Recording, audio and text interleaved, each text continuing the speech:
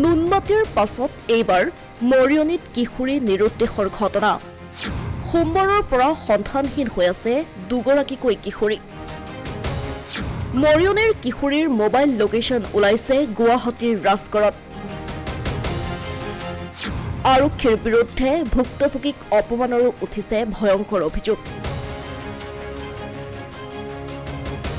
মৰিয়নীত high school শিক্ষান্ত পৰীক্ষাত অৱতীৰ্ণ হ'বলগীয়া দুগৰাকীকৈ ছাত্ৰী বিগত 5 দিন ধৰি নিখোজ হৈ থকাৰ ঘটনাই তীব্ৰ চাঞ্চল্যৰ সৃষ্টি কৰিছে উল্লেখ্য যে সোমবাৰৰ পৰা মৰিয়নীৰ নাগাজংকা কল্যাণপুৰৰ দুগৰাকী নাবালিকা সন্ধানহীন হৈ আছে সন্ধানহীন ছাত্ৰী দুগৰাকী মৰিয়নীৰ 1 নং কল্যাণপুৰৰ নিত্যকোচৰ কন্যা অনুষ্কা কোচ আৰু 2 নং কল্যাণপুৰৰ কৰোণা চুটিয়াৰ কন্যা গায়ত্ৰী চুটিয়া সোমবাৰৰ পৰা আজি শুকুৰবাৰ 5 দিনত ভৰি দিছে থানাত জনাইছিলো সোমবাৰ দিনাখনিয়ে জনাইছো আমি সোমবাৰ আপোনাৰ ৰাতি 8:30 মান বজাত জনোৱা হৈছে মানে তেওঁলোক 9:30 মান বজাত ছোৱালীজনী নাইকিয়া হৈছে দিনৰ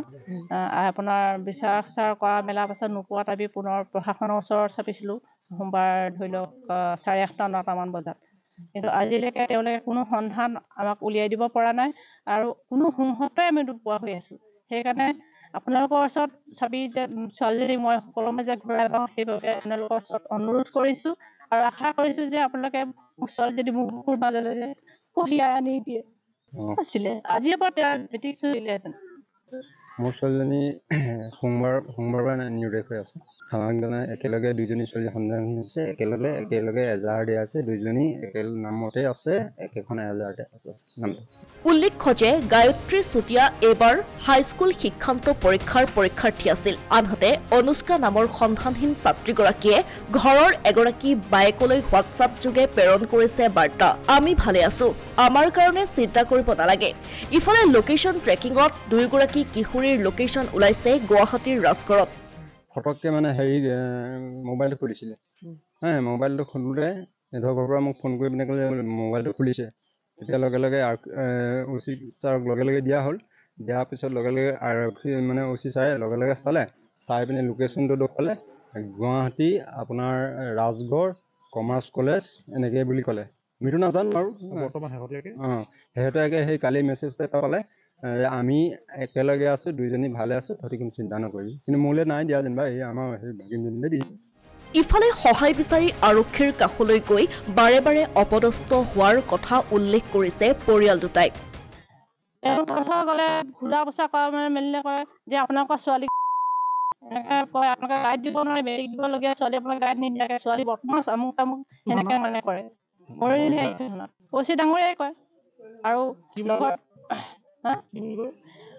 মানে সুধি হেৰি কৰিলে মেলি কয় সুধি কৰিলে মেলিলে তেতিয়া এনেকে হৈছে এই আপোনাৰ ছোৱালী সেনেকে বুলি কয় মানে ফোনটো পোৱা নাই এতিয়া গ'লে মতে আৰক্ষীয়ে যিটো ধৰণক আমাক ব্যৱহাৰ কৰিব লাগে তো এতিয়া আমি মাক বাপেক হিচাপে গ'লে আমি গ'লে মানে একদম লাজে পাওঁ লাজ পাওঁ মানে এনেকুৱা ধৰণৰ বাক্যবিলাক কৈ দিয়ে তোৰ ছোৱালীয়ে বেয়া বুলি কয় আমিতো শিকাই পঠিয়া নাই হয় নাই বাৰু তাৰপিছত বেয়া হওক যি হওক ভাল হওক আনি ল'লেহে আমি ভাল কৰি ল'ম পিছত এইটো কৰ বুলি আমিতো শিকাই পঠিয়া নাই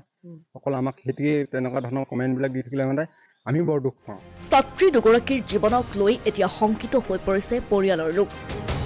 কোনো নাৰী দেহ ব্যৱসায়ী চক্ৰৰ প্ৰলোভনৰ কবলত পৰাৰ সন্দেহ কৰিছে কিশোৰী দুগৰাকীৰ পৰিয়ালে শীঘ্ৰেই দুয়োগৰাকী কিশোৰীক উদ্ধাৰ কৰিবলৈ পৰিয়ালে জনাইছে কাটৰ আহ্বান সৰস্বতী পূজাৰ দিনাই গুৱাহাটী মহানগৰীৰ নুনমাটিত সংঘটিত হোৱা অপহৰণ কাণ্ডৰ ভয়ংকৰ তথ্য পোহৰলৈ অহাৰ পাছত বাৰুকৈয়ে চিন্তাত পৰিছে পৰিয়ালকেইটা এই সন্দৰ্ভত আৰক্ষীয়ে কি ব্যৱস্থা গ্ৰহণ কৰে সেয়াহে হ'ব এতিয়া লক্ষণীয় অসমীয়া প্ৰতিদিন ডিজিটেল ডেস্ক